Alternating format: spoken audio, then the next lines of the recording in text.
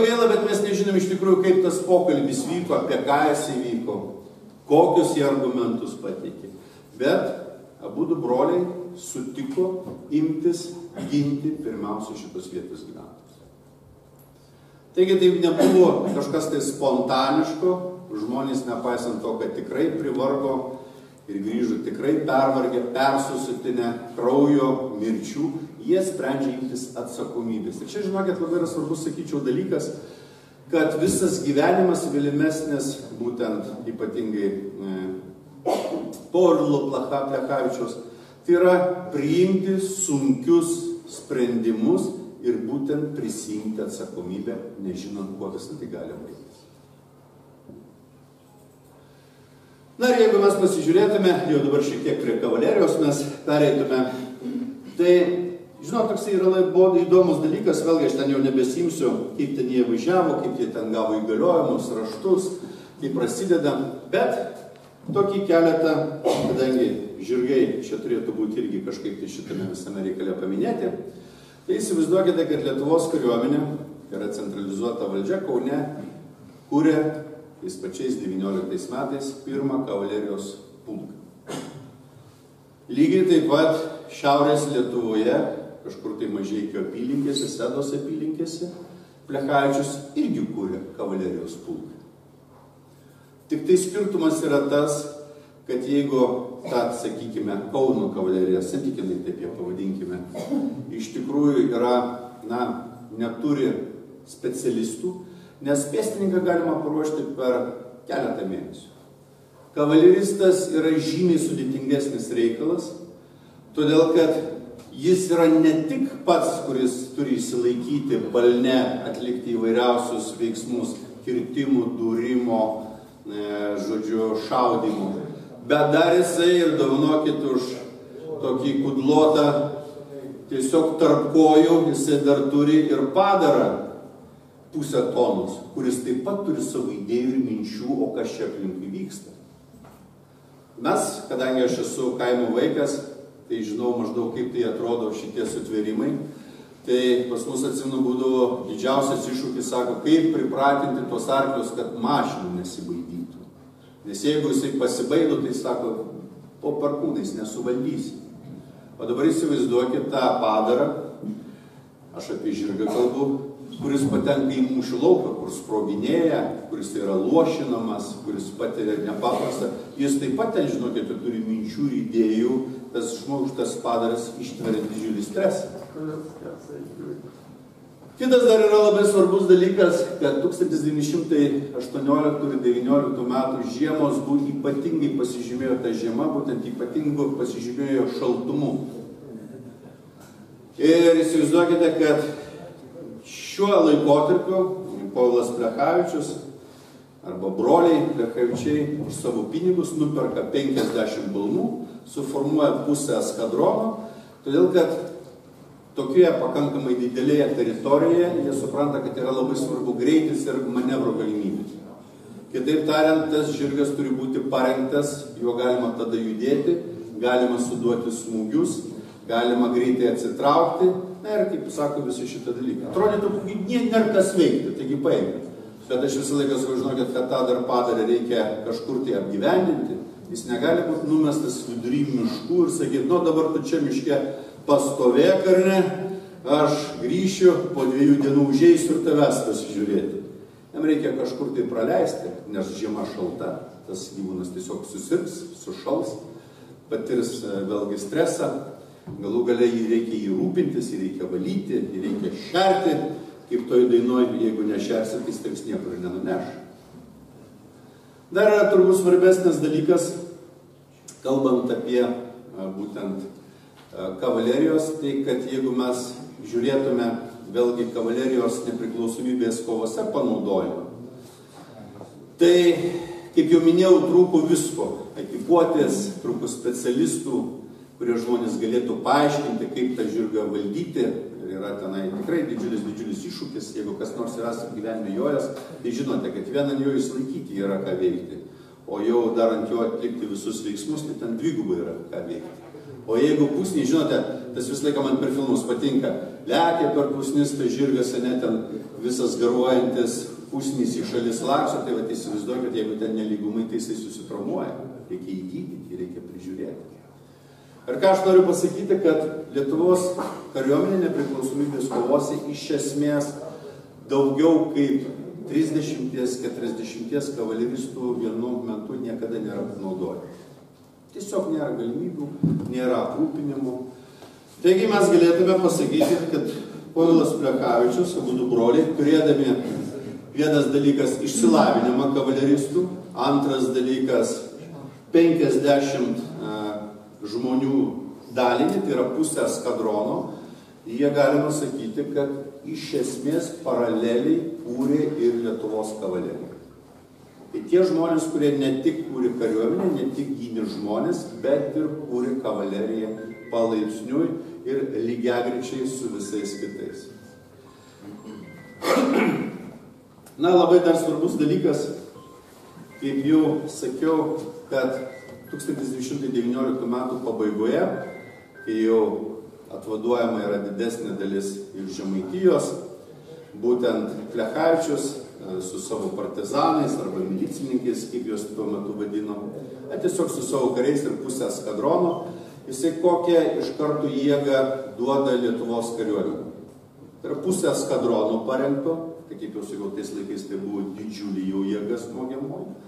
Antras dalykas, jisai pusantros pėstininkų kuopos, kuri tapo trečiojo pėstininkų pulko užuomazgai ir pradžių pradžia Raseiniuose. Na, labai dar svarbus dalykas, kad, žinote, aš taip pagalvojau, kad jiems visgi turėjo būti pakankamai skaudu. Įsivaizduokite, tu sukuri pusę eskadronų, sukuri pėstininkus, va, ir tave kaip prijungia prie kariuomenės, nesugalvoja nieko geriau, sako, eisi į 5 pėstininkų pulką, į 3 bataliono vadą. Taigi kiekvienas save gerbintis turbūt turėjo pasakyti, eikit jūs pakalbą. Aš gal galiu bent tuos, kuriuos organizavau, tai jie sako, ten tavęs labiau reikia. Ir jisai priima sunkius sprendimus, jisai eina į pėstininkus, visą ko nepriklausomybės karą jisai prakariauja kaip pėstininkas. Na, brolis atitinkamai kariauja, tveria būtent komendatūras, prižiūri tvarką. Ir įveda iš tikrųjų šitie žmonės tvarką šitame regione ir tuo prisima savo turbūt pirmą įdomų tokį titulą, tai yra visų bolševikų baubų titulą. Ir po šiai dienai Plechavičius, Povilas, kaip žinote, yra toks tradicinis, visų bolševikų, bolševikuojančių yra toksai siaubas, net ir po mirties. Tai sako, kad žmogus buvo be galo humoro jausmo didelio ir galbūt dukterėčia pasakys šitą, ar man būtų įdomu, ar vaikai jo bijojo. Nes įdomu yra tai, kad pavyzdžiui, esant gyvam tėvui, Konstancija Plechavičienė visus namų darbininkus ir šiaip visus gąsdindavo Povilu. Sako, palauk par jos pavilėlis, sako, ons tau parodys. Aš atsiprašau už labai savo prastą žemaitišką terminą. Atkreipkite dėmesį, yra šeimininkas, kaip sako, galva, o gąsdina sūnum. Kažką turėjo iš tokio bauginančių savyje. Matyt, todėl, kad žmogus buvo iki tiek žodžių ir veiksmo, kad tos kai kurios legendos, jos turbūt, kad ir pagražintos, bet jos, matyt, turėjo labai nemažai kažką tai savyje tokio tikro. Nes jau 19 metų viduryje, sausio mėnesio, už jo galvą paskelbiama yra, kad sumokės 300 tūkstančių aukso rublių. 300 tūkstančių aukso rublių. Žinote, aš ten bandžiau paversti, galvoti, tai įdomu pinigais. Tai žinokit, tai yra fantastika. Tai yra didžiulis dvaras su viskuo ir dar būtų likę ilgam. Bet niekas kažkaip tai nesėmė, net bandyti, kad jį pagauti ir priduoti bolševikams. Ir kokiu jisai tik tai pravardžių neturėjo. Pačių įvairiausių. Ir žinote, aš galvoju, kad tas žmogus greičiausiai priėmė tą vėlgi sunkų sprendimą. Jisai sako, jeigu reikia dėl tėvynės laisvės, kad aš būčiau baubas visų bolševikų, tai būsiu, ką dabar darysi. Ir jisai tuo baubu buvo. Aš manau, kad jam nelabai patiko, bet, kaip sako, ne jis pasirinko savo kelią, kelias pasirinko jį būtent būti tuo pagrindiniu žmogumi. Po nepriklausomybės kovų, kas vėl gerai įdomu, yra Lietuva suformuoti 3 kavalerijos pulkai. Pirmasis husarų, antrasis ulono ir trečiasis geležininkų dragūnų.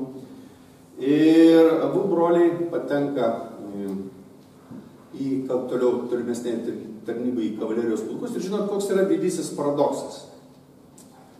Kad vos tik tai Povilą Plechavičių paskiria pirmojo kavalerijos pulko vadu, tų pačių metų ataskaitoje apie jį būtent yra generolas Skomskis taip apibūdina, kad savo griežtumu, savo valia ir pelnyta ne iš baimės, bet iš, skaitosi, pagarbos pagarbą, jis įvedė tvarką, įsivaizduokite, 20 maždaug 2-3 metai, įvedė tvarką kavalerijos pulke ir per pusę metų iš palaidos balos padarė dalinį, kuris prilygsta geriausiams būtent kavalerijos daliniams Europoje. Maža to, lygiai tokį patį apibūdinimą galima skaityti ir apie Aleksandrą Plechavičių, kuris perima 2 kavalerijos pulką ir lygiai taip pat ten įveda tvarką. Ir tie žmonės be galo įgerbė. Taigi, vėlgi čia sakyčiau šiuo atveju, kad tai tikrai nebuvo šešėlyje brolis brolio, bet tiesiog taip jau jiems susiklosto. Kažkas tai labiau turi būti blogesnis, o žinote, blogesnius labiau ir moteris labiau myli, nors kas ten dabar žino, kaip ten jiems tam gyvenime sekėsi su to moteriu. Dabar žiūrėkite, kas atsitinka toliau. Jie abudu imasi reorganizuoti visą Lietuvos kavaleriją. Iš esmės tai, kad Lietuvos kavalerija buvo ją žavimasi, jinai tapo elitinio kariuomenės daliniu, tai kad jie tapo išskirtiniais ir pirmasis ypatingai husarų pulkas, vadovavimas Povilo Plechavičiaus, tapo tokiu reprezentaciniu arba mes sakytume vizitinę kortelę valstybės ir vėlgi tų pačių bolševikų baubų, nes ten užtekdavo ten husarams pasirodyti Kauno gatvėse ir visi bolševikai sprukdavo kas kur. Nes sako, šitie išjojo, tai maža čia nepasirodys nieko. Tiesiog tokia šlovė. Ir jie to didžiausi vėlgi šitie žmonės. Reikia pasakyti, kad jie reformuoja abu kavalerijos pulkus ir būtent per pasirodymą vokiečių vienas iš generolų susižadėjęs pasakė, kad jūs atrodote netgi geriau negu Rusijos imperijos kazokai. Rusijos imperijos kazokai buvo laikomi tokia profesinė elitinė kariuomenė, kurie nuo gimimo buvo ruošiami būtent taip praeiti. Patikėkite, toksai komplimentas tai nebuvo tuščias, jisai pakankamai daug kainavo ir iš tikrųjų tai buvo įdėta didžiulis įdirbis. Jie reformuoja, mažai kam yra žinoma, kad jie net kardus specialiai sukuria. Yra dažniausiai literatūrai nurodoma, kad tai gavo abu pulkai neišlenktus kazokiško tipo kardus, bet juos palyginus su tokiais, kokie buvo jie būtent gaminami tradiciniai Rusijoje, mes matom, kad broliai taip pat tą kardą patobulino. Jis yra kitoks. Ir tų žmonių tarpe, kurie to domisi, taip ir vadinasi, kad lietuviškas kardas. Sako, jis toks kitoks, kaip kazokiškas, bet jis turi savo ypatybių. Negaliu pasakyti tiksliai kokiu, aš tai nelabai išmanau, man aiškinu ten išlinkimus ir įvairiausius tenai technologinius dalykus, aš tikrai to dalyko neišmanau ir tikrai jūsų nevarginsiu su šitu. Maža to jisai parašo būtent kavalerijos vadovėlį. Tai yra pirmas Lietuvos kariuomenėje kavalerijos vadovėlis, kurį parašo būtent Povilas Plechavičius. Tai yra dar didesnis indėlis į būtent Lietuvos kariuomenės ir ypatingai kavalerijos augimą. Ir jeigu mes iš viso apibendrint galėtume pasakyti, nes nenoriu nusibosti, jūs taip dabar dar kol kas gražiai klausote, kad jūs nepradėtume švilti, tai iš tikrųjų tai, ką mes galim pasakyti apie Lietuvos kariuomenės kavaleriją, tai ją būtent sukuria broliai Plechavičiai, tą galima sakyti, jų indėlis yra lemiamas, didžiausias, neginčiamas ir iš tikrųjų dar nepakankamai yra netgi ir įvertinamas. Tai mes turime tą padaryti, manau. Na, o tiesiog pabaigai, aš čia galvoju, ką čia jums tokio galbūt smagesnio, juokingesnio papasakoti. Tai, žinote, juokingesnio ir smagesnio galima daug ką papasakoti. Tačiau man labiausiai įstrigo vienas toks epizodas, jis yra pakankamai žinomas, bet tie, kas galbūt neturėjote laiko paskaityti būtent knygos šitos generolas Povilas Plechavičius. Tai ten tokia pirmam kavalerijos pulke tarnavo toksai žemaitis. Jis ten buvo kažkur tai netoli iš tų kraštų, iš Trikšlių ar iš kažkur tai jisai buvo. Ir žinodamas, o kadangi generolas, iš jo atsiminimų mes ir žinom, kad generolas visą laiką kalbėjo tą žemaitišką tarmę, jisai atvedė jam žirgą, pridavė, žodžiu, ir žemaitiškai palinkėjo generolai, skaitis iš tai, sako, jūsų žirgas, sako, jis tik tai žyptakimis į balną ir nurukų nieko nesakys. Nu, sako, galvojo, kas ten žino. Kitą kartą, sako, vėl atvedu, vėl ta pati istorija. Trečią kartą, kai atvežė, sako, kodėl tu taip elgiesi? Sako, iš kur tu toks iš visos erdvės? Sako, tai aš maždaug iš Trikšlių. Jis sako, tai ko tu man nesakei, broliuk? Aš galvoju, kad tu čia įtikdamas man nori, kaip pasakyti, žemaitiškai kalbės. Sako, aš kaip tavęs vos neužmušiau. Sako, bet kitą kartą ir vėl man žirgą atvesk. Tai labai gerai parodo, kad generolas nesusitaikė niekada su pataikavimu, buvo tiesus ir be kito ko tas pasakytina apie būdų brolius. Jie vienas kito tikrai buvo, galėtume sakyti, atspindys. Abudu apibūdinami kaip tiesus, aiškus, principingi, laikantis savo žodžių. Ir svarbiausia, kad tie žmonės, kaip jau sakiau, visą savo gyvenimą paskyrė ne karjeros, ne kažkokios tai naudos ieškojimo, o būtent tarnybai Lietuvai, Žemaitijai ir Lietuvos kavalerijai. Tai su ko jūs visus ir sveikinu. Ačiū.